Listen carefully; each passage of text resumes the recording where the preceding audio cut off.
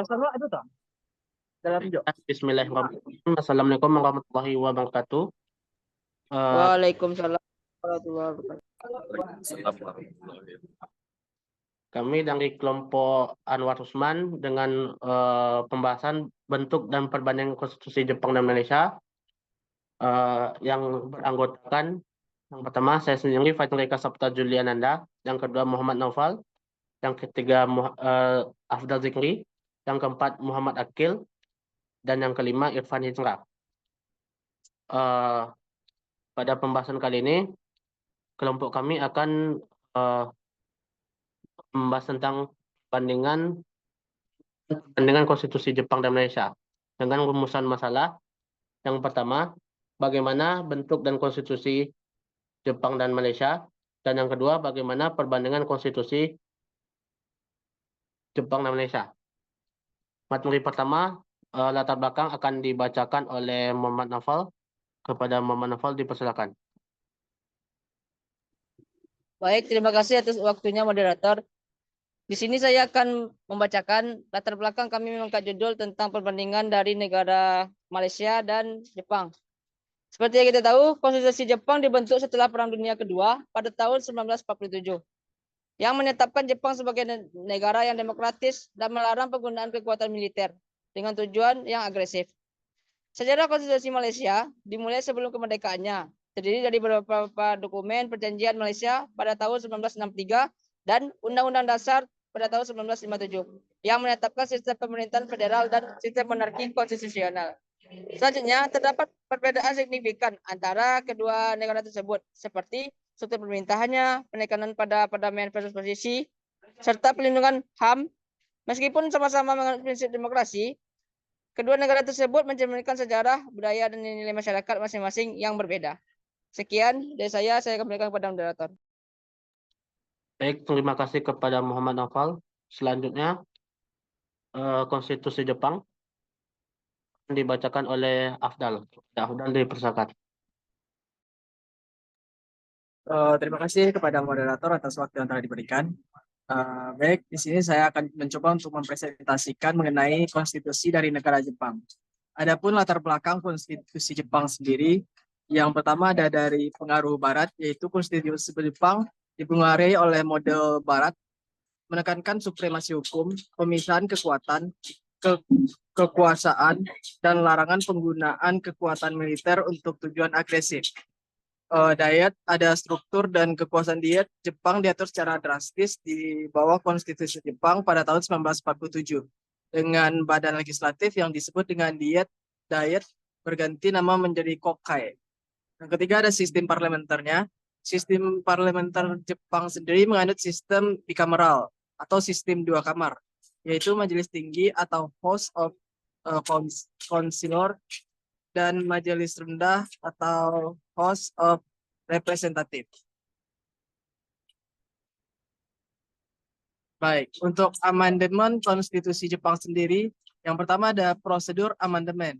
Amandemen konstitusi harus diusulkan kepada Diet Nasional Jepang, di mana usulan tersebut harus mendapat setidaknya 2/3 persetujuan di Dewan Penasehat atau Majelis Tinggi dan Dewan Perwakilan Rakyat atau Majelis Rendah Diet Nasional. Yang kedua ada ratifikasi amandemen konstitusi Jepang. Amandemen tersebut kemudian harus diratifikasi oleh masyarakat melalui referendum nasional, di mana suara mayoritas akan menjadikan amandemen tersebut menjadi undang-undang. Baik, terima kasih. Saya kembalikan kepada moderator. Baik, terima kasih kepada Afdal. Selanjutnya, konstitusi Malaysia akan dibacakan oleh Irfan Hijrah. Kepada Irfan dipersilakan. Baik, terima kasih atas waktunya moderator. Selanjutnya materi yang akan saya sampaikan yaitu sistem federalisme. Yang pertama, pembagian kewenangan. Konstitusi Malaysia mewakili sistem federalisme dengan pembagian kekuasaan antara pemerintah federal dan negara bagian. Yang kedua, kekuasaan eksekutif. Kekuasaan eksekutif di negara Malaysia dipegang oleh Pertuan Agong dengan sistem parlemen dua kamar.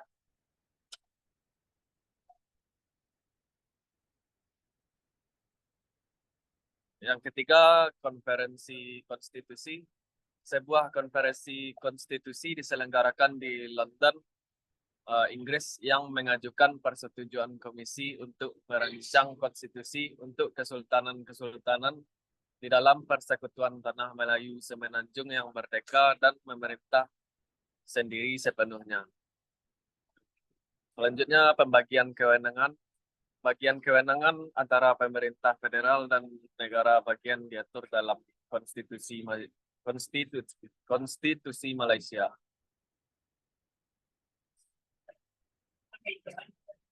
Baik, terima kasih kepada Irfan Izra.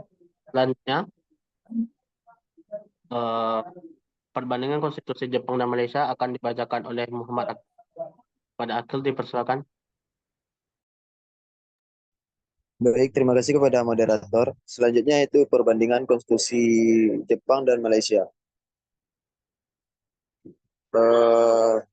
Perlindungan HAM, yang pertama itu implementasi hak asasi manusia. Jepang lebih vokal dalam menghormati hak asasi manusia, sementara Malaysia menghadapi tantangan terkait kebebasan berekspresi dan kesetaraan gender. Kedua, sistem pemerintahan. Ada perbedaan signifikan dalam pendekatan sistem pemerintahan, perlindungan hak asasi manusia, dan mekanisme perubahan konstitusi antara Jepang dan Malaysia.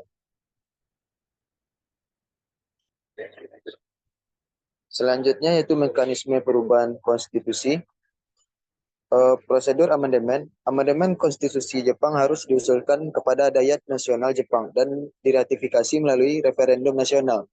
Sementara mekanisme perubahan konstitusi Malaysia melalui referensi konstitusi di London, Inggris. Baik, terima kasih kepada Muhammad Akil. Sekian presentasi dari kelompok kami mengenai bentuk dan perbandingan konstitusi Jepang dan Malaysia. Apabila ada kesalahan, kami mohon maaf. Assalamualaikum warahmatullahi wabarakatuh. Waalaikumsalam warahmatullahi wabarakatuh. Mantap.